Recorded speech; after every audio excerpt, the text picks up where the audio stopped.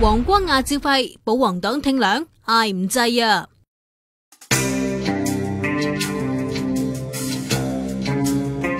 見到狼隊搞到咁，隊員都不知幾想跳船，齊齊賭狼，順便幫9月立法會拉下票啊嘛！阿爺見到咁，嗱聲上個禮拜6派黃光亞秘密南下深圳，召一班建制派照肺。我係有見過，同黃主任有見面。但第二咧，嗰啲嘅報章報道咧，我就唔會評論。所以直頭無可奉告。我哋收到風，話黃光亞主要嚟傳2個信息，一個就係中央唔會換走振英哥，2就係警告班保皇黨要團結支持新政府，唔好踩振英哥嚟博選票。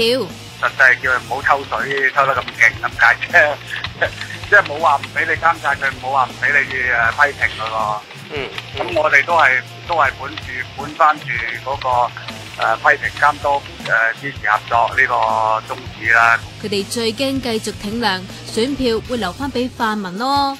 今次已經唔係第一次阿爺出手噶啦，聽聞喺振英哥當選之後，黃光亞已經叫各界放下分歧撐振英，點知出手唔成，死得仲快。鐵頭可話特首要黃光亞出面撐，擺明佢好弱勢，自己冇能力化解政治危機，就算建制派放生都於事無補。乜大家唔記得勞動當年都係咁咩？03年50萬人上街，仲派胡桃同溫總力撐佢，講明唔會換走老董噶，結果咪又係腳痛落台。有評論員話：阿爺為面子，唔排除喺18大之後先至換馬。